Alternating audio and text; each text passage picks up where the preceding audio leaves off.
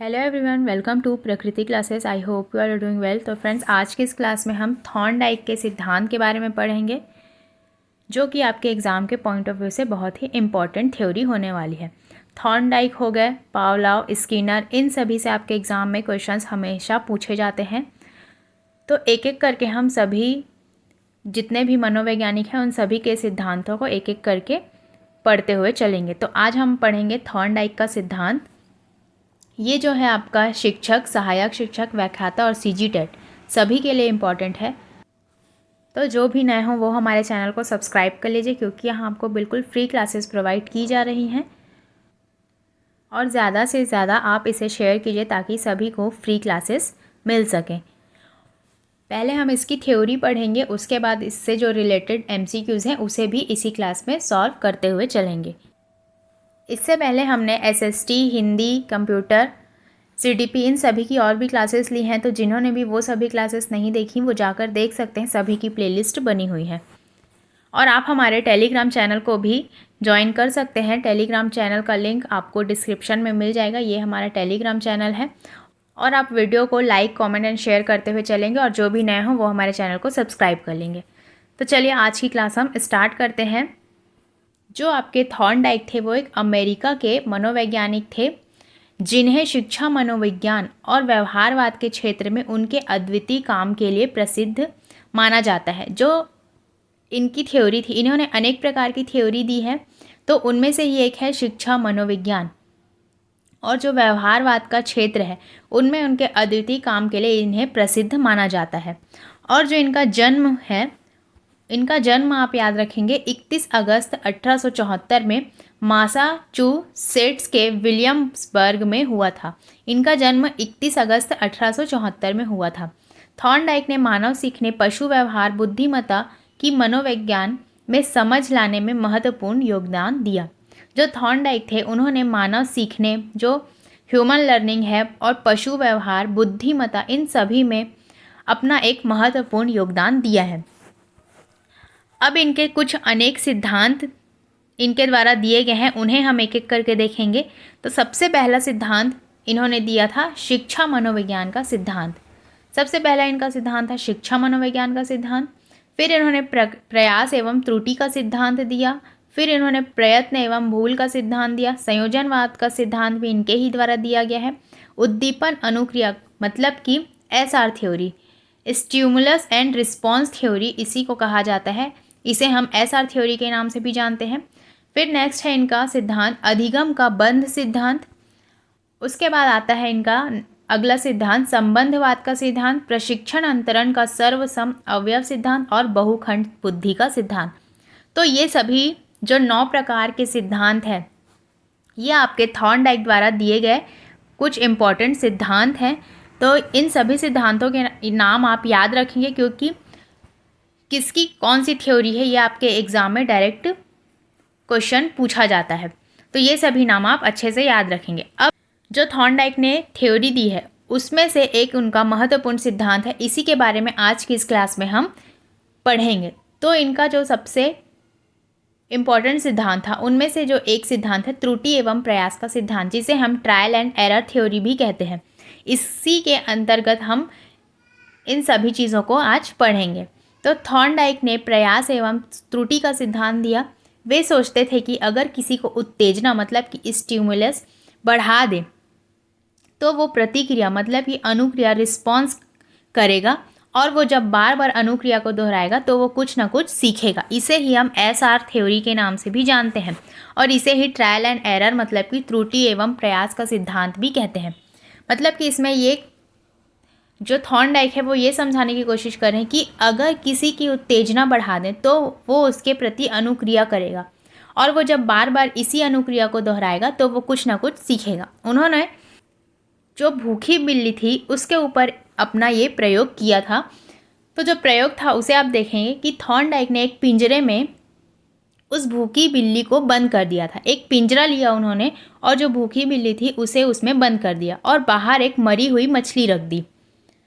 जो बिल्ली थी उसे उन्होंने एक पिंजरे में बंद कर दिया, और जो बाहर उन्होंने एक मछली रख दी। पिंजरे में एक लीवर लगा होता है, जिस पर पैर पड़ने पर गेट खुल जाता है। बिल्ली भूख के मारे छटपटाती है और इधर उधर घूमती है और अचानक जो है उसका पैर उस लीवर पर पड़ गया और उस बिल्ली को उस वक्त पता नहीं होता कि उसके पिंजरे में एक लीवर लगी हुई है, जिस पर उसका अगर पैर पड़ गया तो वो गेट खुल जाएगा और वो उस मरी हुई मछली तक पहुंच सकती है।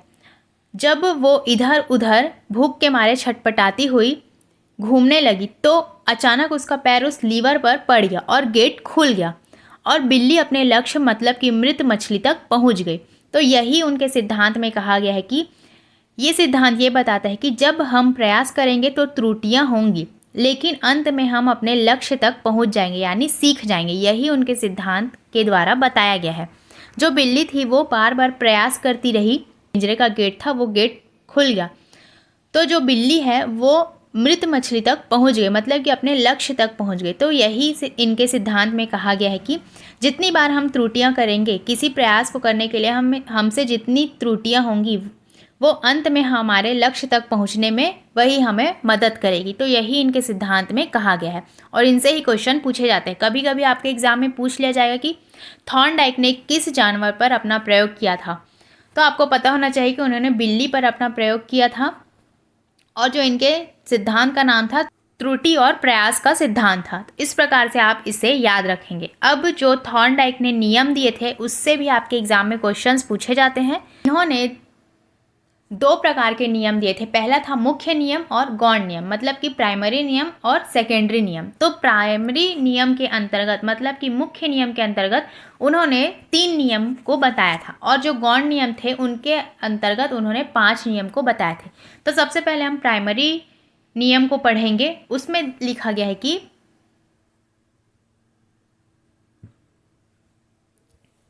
प्राइमरी नियम में सबसे पहला नियम है अभ्यास का नियम, लॉ ऑफ एक्सरसाइज। यह नियम बताता है कि किसी काम का हम जितना अभ्यास करेंगे उसे उतना ही ज़्यादा सीखेंगे। इसका मतलब है जितना हम किसी काम की प्रैक्टिस करेंगे, जितना हम अभ्यास करेंगे उसे उतना ही ज़्यादा सीखेंगे। आप जो थॉर्नडाइक का सिद्धांत है उनमें से इनके नियम से भी क्वेश्चंस हमेशा पूछे जाते हैं कि प्राथमिक नियम के अंतर्गत कौन कौन से नियम हैं और आपके सेकेंडरी नियम के अंतर्गत कौन कौन से नियम हैं। तो ये सभी नाम आप अच्छे से याद रखेंगे।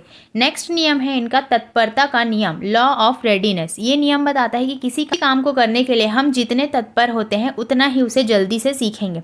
अगर हम किसी काम को करने के लिए बहुत तत्पर हो रहे हैं तो उसे हम उतनी ही जल्दी से सीखेंगे। किसी काम को करने के लिए हम ज़्यादा एक्साइटेड है तो उसे हम बहुत अच्छे तरीके से और जल्दी भी सीख सकते हैं। नेक्स्ट है इसका नियम प्रभाव का नियम, इसमें जिसे हम कहते हैं लॉ ऑफ इफेक्ट का नियम भी। ये नियम बताता है कि यदि सीखना संतोषजनक हो तो सीखना तीव्र हो जाता है। यदि किसी चीज़ों को सीखने में हमें खुशी महसूस हो रही है तो सीखना बहुत जल्दी हो जाता है। यदि सीखना असंतोषजनक है तो सीखना संभव नहीं होता। थॉर्नडाइक ने इस नियम में पुरस्कार और दंड को महत्व दिया है। तो इस प्रकार से ये 3 नियम हैं इनके।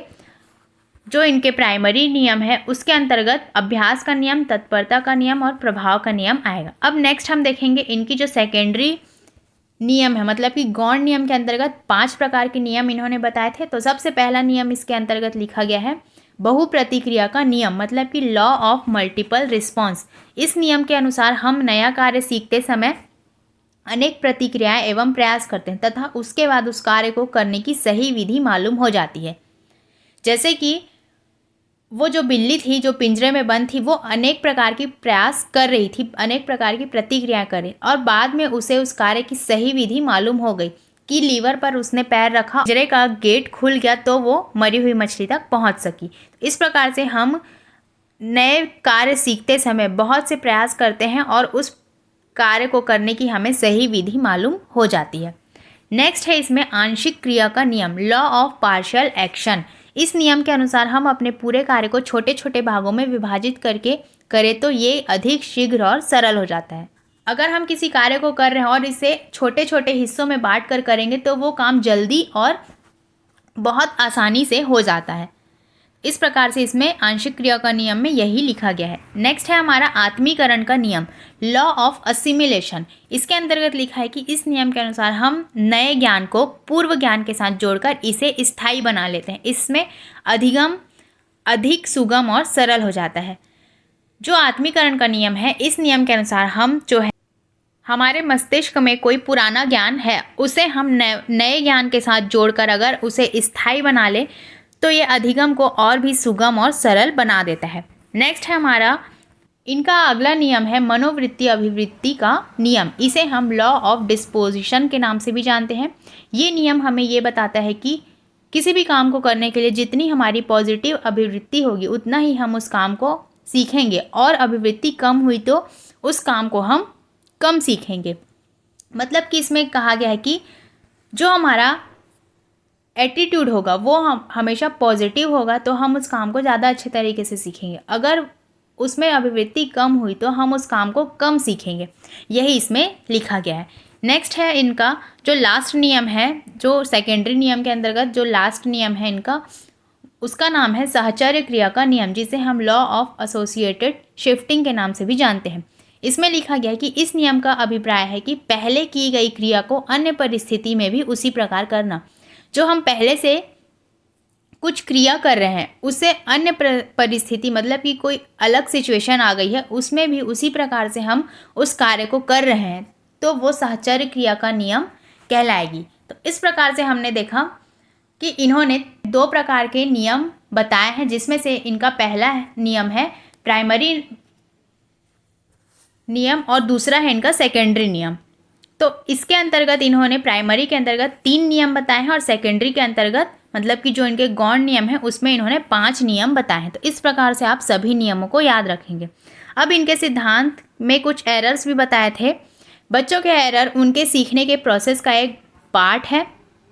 जितने भी बच्चे त्रुटियां करते हैं वो उनके सीखने का ही एक प्रोसेस है और उसी का एक पार्ट है। ये बच्चों की थिंकिंग को समझने में एक रिसोर्स का काम करती हैं। बच्चे जितनी ज़्यादा त्रुटियां करेंगे वो उतने अच्छे तरीके से सीखेंगे और वो इनके लिए एक रिसोर्स का काम करती है। आपको बच्चों की त्रुटियों को कभी भी नेगेटिव नहीं लेना है, उन्हें आप एक संसाधन के रूप में मानेंगे। स्टूडेंट्स की एरर संकेत इंडिकेट करती कि उन्हें यांत्रिक अभ्यास मैकेनिकल ड्रिल की ज़रूरत होती है। तो ये सभी चीज़ें इन्होंने अपने सिद्धांत के अंतर्गत बताई थी। अब हम इनसे ही रिलेटेड कुछ MCQs करेंगे। तो लास्ट तक आप इस क्लास में ज़रूर बने रहिए और लास्ट में आप कमेंट करके ज़रूर बताइए कि आपके कितने क्वेश्चन सही हुए और क्लास आपको कैसी लग रही है। तो हमारा पहला क्वेश्चन इसमें दिया गया है, मनोवैज्ञानिक थॉर्नडाइक ने व्यक्ति को किस आधार पर बांटा है? On what basis has psychologist Thorndike divided the person? स्वतंत्रता व निर्भरता के आधार पर, मतलब कि on the basis of independence and dependence. दूसरा है प्रभुतापूर्ण एवं अधीनस्थपूर्ण के आधार पर, on the basis of dominant and subordinate. चिंतन व कल्पना शक्ति के आधार पर, on the basis of thinking and imagination power, या इनमें से कोई नहीं, नन ऑफ दिस। तो इसका जो सही आंसर हो जाएगा वो हो जाएगा हमारा ऑप्शन नंबर सी, चिंतन व कल्पना शक्ति के आधार पर। जो थॉर्नडाइक ने व्यक्ति को बांटा है वो चिंतन व कल्पना शक्ति के आधार पर बांटा है, मतलब कि on the basis of thinking and imagination power. Next हम देखेंगे क्वेश्चन नंबर 2। इसमें दिया गया है कि धीमी गति से सीखने वाले बालकों के अध्यापन के लिए अधिक उपयोगी सिद्धांत कौन सा है? थर्स्टन का सिद्धांत, थॉर्नडाइक का सिद्धांत, हल का सिद्धांत, या इनमें से कोई नहीं। Which is a more useful principle of teaching slow learning children? Thurston का जो सही आंसर हो जाएगा वो हो जाएगा हमारा थॉर्नडाइक का सिद्धांत। हमने थॉर्नडाइक के सिद्धांत के बारे में ही इसमें पढ़ा है, तो ये ऑप्शन बिल्कुल इसमें सही हो जाएगा। नेक्स्ट है हमारा क्वेश्चन नंबर 3। इसमें लिखा गया है कि प्रयास एवं त्रुटि में सबसे महत्वपूर्ण क्या है? प्रेरणा, लक्ष्य, वातावरण या अभ्यास? What is most important in trial and error theory? तो इंस्पिरेशन, टारगेट, इन्वायरमेंट या प्रैक्टिस? तो इसमें सबसे ज़्यादा इंपॉर्टेंट है अभ्यास, प्रैक्टिस। जितना हम प्रैक्टिस करेंगे, अभ्यास करेंगे, उतना ही हम ज़्यादा अच्छे तरीके से सीखेंगे। यही थॉर्नडाइक के सिद्धांत में बताया गया है। नेक्स्ट है हमारा क्वेश्चन नंबर 4।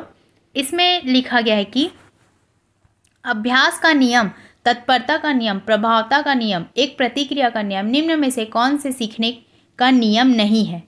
इसमें से आपको बताना है कि इन ऑप्शंस में से कौन सा आपके सीखने के नियम के अंतर्गत नहीं आएगा। Law of practice, law of readiness, law of effect, law of reaction. Which of the following is not a law of learning? इसमें ऑप्शंस दिए गए हैं अभ्यास का नियम, अभिप्रेरणा का नियम, प्रभाव का नियम, तैयारी का नियम, rule of practice, law of motivation, law of effect, rule of preparation. इसमें जो सही आंसर हो जाएगा वो आपका हो जाएगा ऑप्शन नंबर बी। जो अभिप्रेरणा का नियम है वो इसके अंतर्गत नहीं आएगा। तो इस प्रकार से इसका आंसर हो जाएगा ऑप्शन नंबर बी। नेक्स्ट हम देखेंगे क्वेश्चन नंबर 5।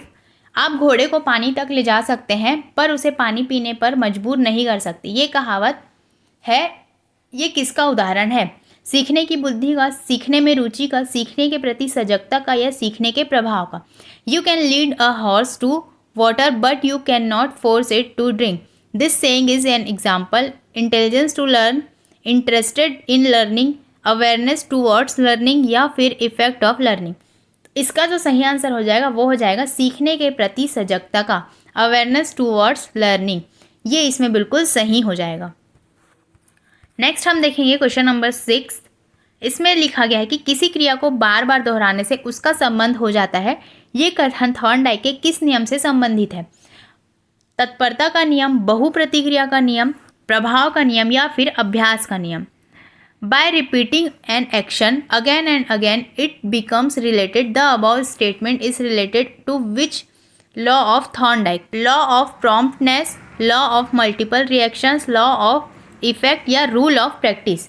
इसका जो सही आंसर हो जाएगा, अगर हम किसी क्रिया को बार बार दोहराते हैं तो उसका संबंध हो जाता है, इसका जो सही आंसर हो जाएगा अभ्यास के नियम से हो जाएगा। मतलब कि ऑप्शन नंबर डी इसमें बिल्कुल सही हो जाएगा। नेक्स्ट हम देखेंगे क्वेश्चन नंबर 7। इसमें लिखा गया है कि एक शिक्षक होने के नाते आप सीखने के किस नियम को नहीं अपनाएंगे? ये आपसे पूछा गया है। ऑप्शंस इसमें दिए गए हैं, प्रलोभन का नियम, तत्परता का नियम, आंशिक क्रिया का नियम, या अभ्यास का नियम। As a teacher what rule of learning would you not adopt? Law of temptation, law of promptness, law of partial action, या रूल ऑफ प्रैक्टिस। इसका आंसर हो जाएगा प्रलोभन का नियम। प्रलोभन मतलब कि टेम्पटेशन का नियम हम नहीं अपनाएंगे एक शिक्षक होने के नाते। इस प्रकार से इसका आंसर हो जाएगा ऑप्शन नंबर ए। नेक्स्ट है हमारा क्वेश्चन नंबर 8। थॉर्नडाइक का कौन सा नियम उपयोग और अनुप्रयोग का नियम कहलाता है? मनोवृत्ति का नियम, तत्परता का नियम, प्रभाव का नियम, या अभ्यास का नियम। विच law of Thorndike is called the law of use and disuse? Law of aptitude, law of promptness, law of effect, या रूल ऑफ प्रैक्टिस। इसका जो सही आंसर हो जाएगा वो हो जाएगा आपका अभ्यास का नियम। मतलब कि ऑप्शन नंबर डी इसमें बिल्कुल सही हो जाएगा। नेक्स्ट है हमारा क्वेश्चन नंबर 9। इसमें दिया गया है कि निम्न में से कौन सा कारक थॉर्नडाइक के अधिगम से सुमेलित नहीं है? उनके जो नियम हैं उनसे सुमेलित नहीं है, ये इसमें पूछा गया है। प्रभाव, तत्परता, अभ्यास, या गुणवत्ता। विच of the following factors is not consistent which Thorndike learning? Effect, readiness, practice, या क्वालिटी। जो हमने इसकी थ्योरी पढ़ी तो उसमें हमने प्रभाव, तत्परता और अभ्यास इन तीनों नियम के बारे में पढ़ा, लेकिन हमने जो गुणवत्ता है उसके बारे में नहीं पढ़ा। तो इसमें क्वालिटी मतलब कि ये गुणवत्ता है, यही इसमें सही हो जाएगा, क्योंकि इसमें नहीं पूछा गया है तो ये ऑप्शन इसमें बिल्कुल सही हो जाएगा। नेक्स्ट हमारा क्वेश्चन नंबर 10। इसमें दिया गया है कि निम्नलिखित में से कौन सा अधिगम का एक मुख्य नियम है? जैसा कि थॉर्नडाइक ने अपनी पुस्तक एजुकेशनल साइकोलॉजी में दिया था। इनकी जो पुस्तक का नाम है एजुकेशनल साइकोलॉजी, इसका नाम भी आप याद रखेंगे। तो इसमें ऑप्शंस दिए गए हैं, बहु प्रतिक्रिया का नियम, साहचर्य परिवर्तन का नियम, अभ्यास का नियम, या आत्मीकरण का नियम। Which of the following is a main law of learning as given by Thorndike in his book educational psychology? Law of multiple reactions, law of associative change, rule of practice, या लॉ ऑफ असिमिलेशन। इसका जो सही answer हो जाएगा वो हो जाएगा आपका अभ्यास का नियम। जो अधिगम का एक मुख्य नियम है वो अभ्यास का नियम के अंतर्गत आएगा। मुख्य नियम के अंतर्गत आपके ये अभ्यास का नियम, तत्परता का नियम, प्रभाव का नियम, इन्होंने जो 3 प्रकार के नियम बताए थे आपके प्राइमरी नियम मतलब कि मुख्य नियम के अंतर्गत आएंगे। नेक्स्ट है आपका क्वेश्चन नंबर 11। बालक अभ्यास एवं तत्परता से सीखता है, उपयुक्त कथन किसके द्वारा दिया गया है? Child learns through practice and diligence, who gave the above statement? इसका आंसर आप सभी को पता होगा, इसका आंसर हो जाएगा थॉर्नडाइक। थॉर्नडाइक ने ये तत्परता का नियम, अभ्यास का नियम, ये सभी इन सभी के बारे में बताया था। तो इस प्रकार से इसका आंसर हो जाएगा थॉर्नडाइक। नेक्स्ट है हमारा क्वेश्चन नंबर 12। इसमें दिया गया है कि एक बच्चा अतीत कि समान परिस्थिति में की गई अनुक्रिया के आधार पर नई स्थिति के प्रति अनुक्रिया करता है। ये किससे संबंधित है? सीखने का तत्परता का नियम, सीखने का प्रभाव का नियम, सीखने का सादृश्यता का नियम या सीखने की प्रक्रिया का अभिवृत्ति नियम। Child reacts to a new situation on the basis of his reaction to a similar situation in the past it is related to law of readiness to learn, law of learning effect, law of analogy of learning या aptitude law of learning process. इसका सही answer हो जाएगा option number C, सीखने का सादृश्यता का नियम, analogy of learning. ये इसमें बिल्कुल सही आंसर हो जाएगा। नेक्स्ट है हमारा, ये जो सभी क्वेश्चंस है ये आपके एग्जाम में आए हुए क्वेश्चंस है, तो आगे भी ये इनके पूछने की संभावना बहुत है, तो आप इन सभी क्वेश्चंस को अच्छे से पढ़ेंगे और याद रखेंगे। नेक्स्ट हमारा क्वेश्चन नंबर 13, थॉर्नडाइक के सीखने के नियम के अनुसार गौण नियमों में से कौन सा एक सम्मिलित नहीं है? नहीं है ये आपसे पूछा गया, मतलब कि गौण नियम के अंतर्गत कौन सा नियम नहीं आएगा? बहुक्रिया अनुक्रिया का नियम, आंशिक क्रिया का नियम, मानसिक स्थिति का नियम या प्रभाव का नियम। मतलब कि multiple reaction, law of partial action, law of mental state या लॉ ऑफ इफेक्ट। तो जो प्रभाव का नियम है ये आपके मुख्य नियम के अंतर्गत आएगा, ना कि गौण नियम के अंतर्गत, और ये तीनों आपके गौण नियम के अंतर्गत आएंगे, इसीलिए ऑप्शन नंबर डी इसमें बिल्कुल सही हो जाएगा। नेक्स्ट है हमारा क्वेश्चन नंबर 14, अधिगम का मुख्य नियम क्या है? What is the main law of learning? मनोवृत्ति का नियम, आंशिक क्रिया का नियम, तत्परता का नियम या बहुप्रतिक्रिया का नियम। Law of aptitude, law of partial action, law of promptness या लॉ ऑफ मल्टीपल रिएक्शन। इसका जो आंसर हो जाएगा वो हो जाएगा आपके मुख्य नियम के अंतर्गत आएगा तत्परता का नियम, और ये सभी आपके गौण नियम के अंतर्गत आएंगे। तो इस प्रकार से इसका आंसर हो जाएगा ऑप्शन नंबर सी। आज का हमारा लास्ट क्वेश्चन देखेंगे हम। लास्ट क्वेश्चन इसमें दिया गया है कि थॉर्नडाइक के अधिगम सिद्धांत का शैक्षणिक महत्व किसमें है? कला शिक्षण में, आदत निर्माण की प्रक्रिया में, अभ्यास और पुनरावृत्ति में, खेलकूद प्रतियोगिता में। What is the educational importance of Thorndike's theory, learning theory? In art education, in the process of habit formation, in practice of repetition, in sports competition. इसका आंसर जाएगा खेलकूद प्रतियोगिता में। जो इनके थॉर्नडाइक के अधिगम सिद्धांत का शैक्षणिक महत्व पूछा गया वो खेलकूद प्रतियोगिता में सबसे ज़्यादा होता है। तो दोस्तों इस प्रकार से हमने देखा, आज थॉर्नडाइक का सिद्धांत देखा हमने, तो उसमें से हमने पहले इसकी थ्योरी कवर की, फिर इसके बाद इससे जो रिलेटेड एमसीक्यूज थे उन्हें भी हमने सॉल्व किया। तो आप लास्ट में ज़रूर बताएंगे कि आपके कितने क्वेश्चन इसमें सही हुए और आपको क्लास कैसी लगी। तो आप ज़्यादा से ज़्यादा इसे शेयर कीजिए, लाइक कमेंट कीजिए, और जो भी नए हों वो हमारे चैनल को सब्सक्राइब कर लीजिए। और ज़्यादा से ज़्यादा लोग अगर टेलीग्राम में जुड़ेंगे तो हम ये सभी PDF उसमें प्रोवाइड कर देंगे। तो ज़्यादा से ज़्यादा लोग हमारे टेलीग्राम चैनल को भी ज्वाइन कर लीजिए, क्योंकि अगर 500 मेंबर भी उसमें ऐड हो गए तो सारी PDF उसमें भेजी जाएंगी। क्लास कैसी लगी आप ज़रूर बताइए, और कमेंट करके ज़रूर बताएंगे कि कितने क्वेश्चंस आपके सही हुए। तो चलिए मिलते हैं नेक्स्ट क्लास में, तब तक के लिए thank you and take care.